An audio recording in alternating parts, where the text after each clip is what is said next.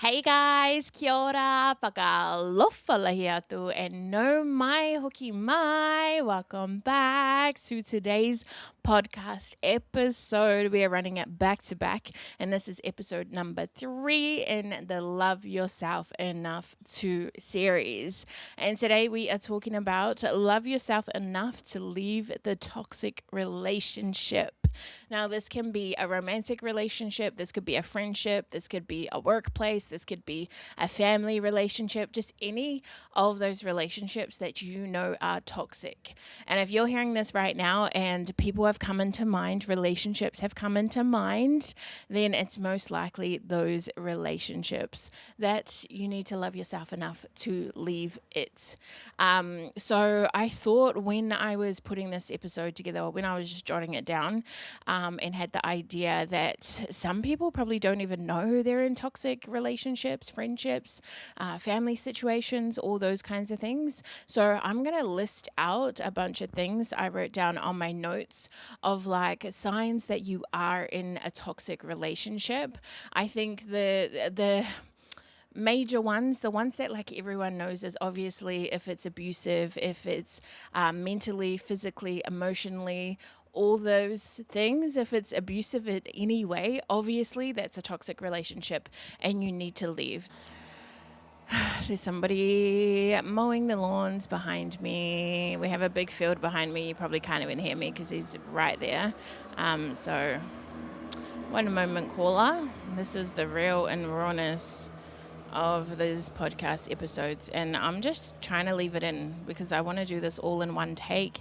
No editing, raw, real. Not last week, we had a fly on the podcast. We had a mind blank on the podcast, but I'm just getting my list of things. Okay, the person mowing is down there, so we have a couple of minutes before he comes back until he does the rounds. So I wrote a list out of toxic relationships, whether it be romantic, friendships, workplaces, family situations, all those kinds of things, because sometimes when you have grown up in it, when you have been around it for so long, you don't even know that they are toxic relationships because that's all you've known. You've just thought that it was normal. So calling those things out. So I'm going to read them out. Now, I also just want to preface this with like toxic doesn't necessarily mean abusive. It doesn't necessarily mean like cheating, all those kind of things that just come off the top of your head that everyone's like, well, obviously that's toxic.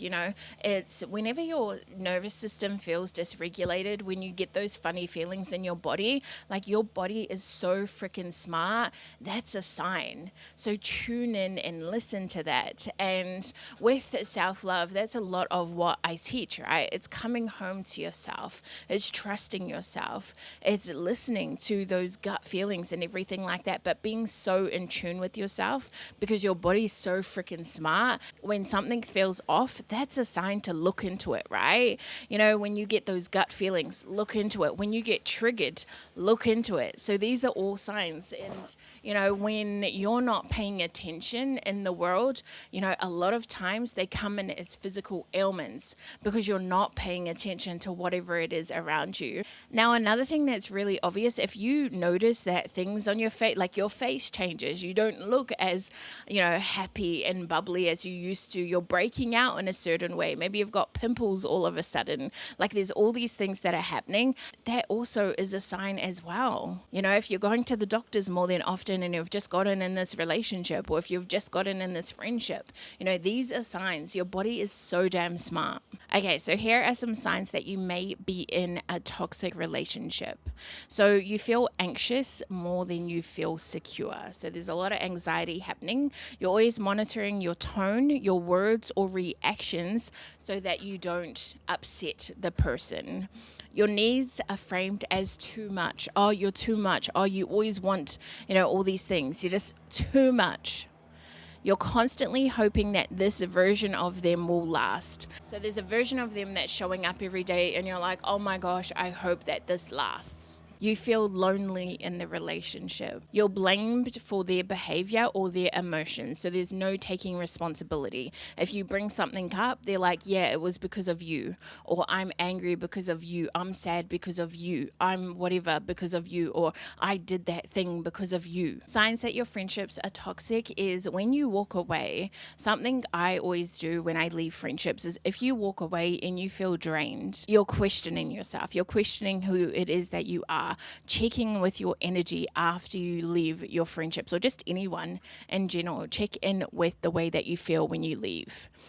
They minimize your wins or make everything a competition. So you're celebrating yourself and they're like, yeah, is that all?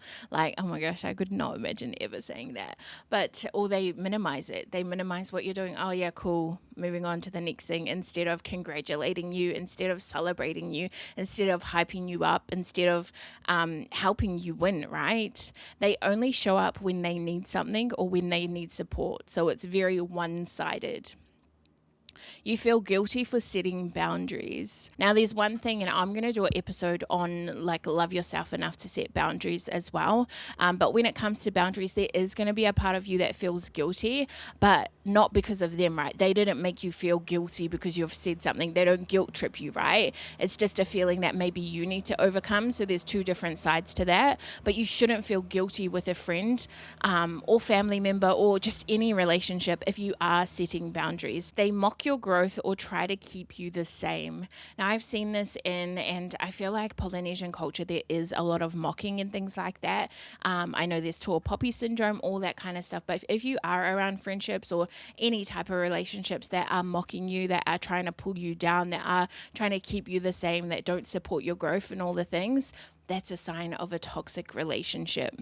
And you're the one that's always reaching out. You're the one that's always explaining. You're the one that's always trying to fix things. You know, it's really one-sided. Okay, family relationships. So I love this one, but tolerating, like you have to tolerate this disrespect because you are family. I don't love this one. I probably framed that bad. But like this is ingrained in culture, right? That you have to tolerate disrespect because they are family. No, that's toxic. That's a toxic relationship. Your feelings are dismissed, mocked, or ignored. You are gaslit about your own experiences. So growing up, you might have had experiences or things that had happened, and then you've talked to family members about it, and they're like, no, that's not what happened, or they gaslight you about the situation.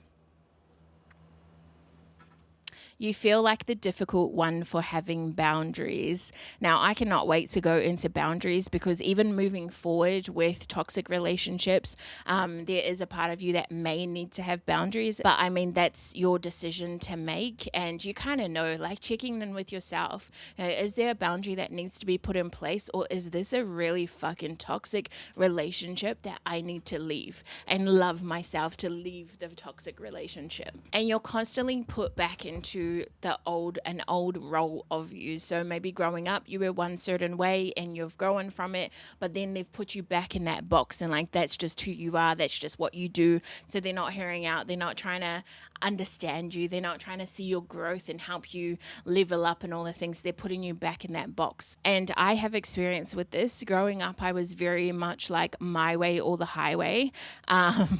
Just me being my younger self. I was very my way or the highway, didn't see other people's opinions, didn't take it into consideration. Everything was black and white, all the things. And then as I've, leveled up in life, I've become this different person. I moved to Australia for 8 years and came back. Some people in my family still see me in that box or still used to see me. I think now it's definitely changed, but there were moments where I was coming back or I was having conversations while I was in Australia and I was no longer that person, but I kept being put back into that box. And it's so freaking frustrating and you feel so misunderstood, but there's also a part of you that just has to like keep showing up as yourself anyway and set the boundaries and then leave the toxic relationships if you have to as well.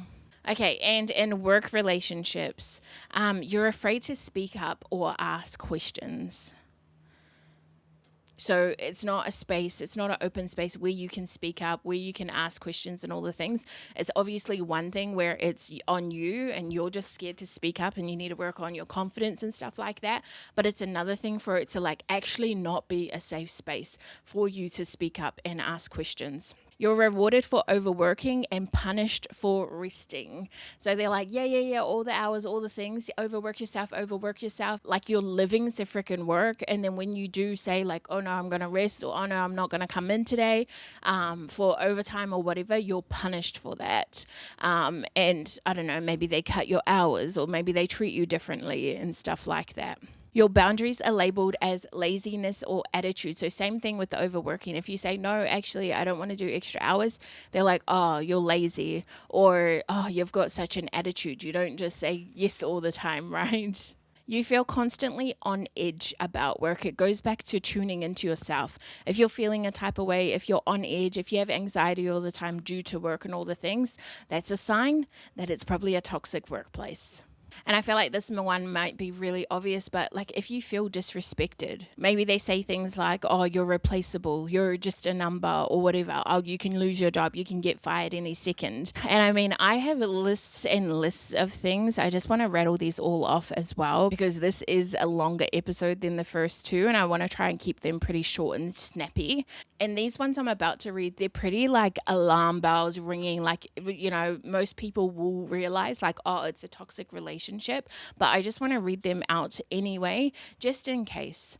So if you're in any relationship, so romantic, friendships, workplaces, family, where you feel disrespected, you're insulted, they call you names, they have control over you, over your choices, the time, your body, your money, or your relationships, where there's manipulation, gaslighting, or twisting your words, where there's threats, intimidation, or emotional punishment, where there's chronic dishonesty or betrayal, where there's blame shifting, everything somehow becomes your fault, where there's explosive anger followed by apologies, and then there's just no change. So it just keeps becoming this thing, right? Very, very toxic. And I've seen it so much in relationships. And, you know, it's actually quite sad to say this, but since moving home to New Zealand, I have seen a lot of toxic relationships, a lot of domestic violence. I think I was here for like 3 weeks, and there was already these like three situations where there was a lot of violence, like right in front of me, like had to call cops and all the things, like big things happening. And my neighbors are popping off all the time, and they're just in these toxic relationships. And I get it. I get why people stay. I get that it feels easier to stay in these toxic relationships, to stay in toxic workplace, to be okay in your family situations and just kind of put up with it because it's your mom or your dad, or to stay in the marriage because you have kids together, or you're married, or your family and friends all know, or you're trying to keep up this facade, or in the friendship because you've known them since you were a little kid. There's so many reasons as to why I know that people stay in these toxic relationships, but this is the message of like, love yourself enough to leave. Put yourself first. A lot of people say, oh, I've got to stay together for the kids. It's like, no, do it for you. Like, your kids see what is going on. I was one of the kids that grew up in domestic violence. And every night I would pray that my parents would freaking break up because I knew how bad it was. So do it, love yourself enough, but like also do it for the kids, do it for the people around you, do it for the relationship that you have.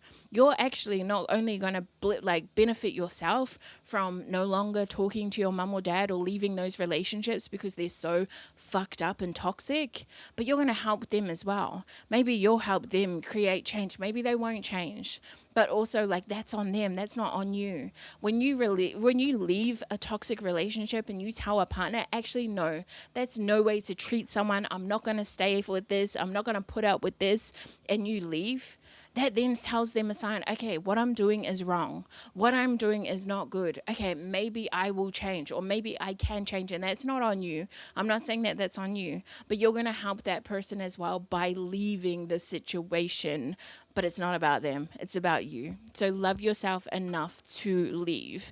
Okay, another sign is you shrink yourself to keep the peace. So you shut your mouth to keep the peace. You don't talk, you don't do things to keep the peace. You're shrinking yourself. You're confused all the time, right? There's this hot and cold behavior. There's mixed signals. You're always trying to read between the lines, right? Your nervous system is constantly activated. You're tense. You're on edge. You're hyper aware, even when nothing bad is happening. And I say bad because the relationship is probably really bad, but that's signs as well. So trusting yourself enough. I hope you cannot hear the vacuum in the background, but I'm just going to pump these out because that's the reality of my life. Like, I'm now in New Zealand in a house with my family, in a house with my sister who needs to vacuum right now. Your growth is threatened. So they don't say don't change, but they mock you, they minimize you, they disengage when you do what you do, or when you tell your stories about growth and what you're doing and amazing things. You feel responsible for their emotions. So if they're upset, you automatically assume that it's your job to fix it. You don't feel like yourself anymore. Now, you know yourself better than anyone. And if you know that you don't feel like yourself anymore, maybe that's a sign to look at the relationship and leave the relationship. You're always waiting. So you're waiting for them to change. You're waiting for them to show up. You're waiting for them to do better. Signs you're in a toxic relationship. And there's so much to uncover and unpack there. Like, there's so many layers to all of this. And I mean, if you're listening and you're like, fuck, that's me, like, invitation to come into Destination Self-Love, where we can dive deeper into all of this and really help you heal and overcome this as well. You minimize your own experience. So you say, oh, it's not that bad. Other people have it worse. You're probably overreacting. So you're trying to minimize the experience of yourself. You're low-key gaslighting yourself. That's a sign as well. I think that's kind of it. That's a lot there to kind of sit with and to take on. And if you are feeling activated right now, invitation to open that, to come into Destination Self-Love. And I'll end with this, and I kind of just want to give you like next steps. So now that you're aware of like, holy shit, I'm in this toxic relationship, it's like, what's the next step? So loving yourself enough to leave the toxic relationship. So that step of leaving. And I mean, it's not easy. That's why a lot of people don't leave. That's why a lot of people stay. But something I would recommend is just reaching out to someone that you love and trust and you feel safe with, and letting them know and building up a plan to leave. Where can you go? How can you get yourself in a position where you can leave? Maybe you have kids, or you don't have any money coming in, so you have that reliance on that person. It's like getting yourself into a position where you can get an income, where you can live with someone. Maybe you can move out for a little bit with family members. Maybe you have to find a new job. So applying for new jobs, getting out there, seeing what's out there, right? With friendships, it's like, having the conversation and leaving the friendship and putting yourself out there to find amazing friendships. Just get out into the community, become a good friend so that you can attract great friends. With your family members, that's really, really hard. But cutting that off and finding community and other people who can help you and uplift you and all the things. And I have episodes, like full-length episodes about these relationships. And, there's one for family, there's one for friends, there's one for romantic relationships and workplaces. Like, there's a whole series about it. So I would highly recommend that you go and listen to those podcast episodes. But that's it for the episode today. This was a big one, but I just want you to know that you have the strength. Like, kia kaha, you have the strength. You can do this, and you're going to be better off for it. And yeah, love yourself enough to leave the toxic relationship. I love you so much. I will talk to you tomorrow. Ka kite. Koe kia.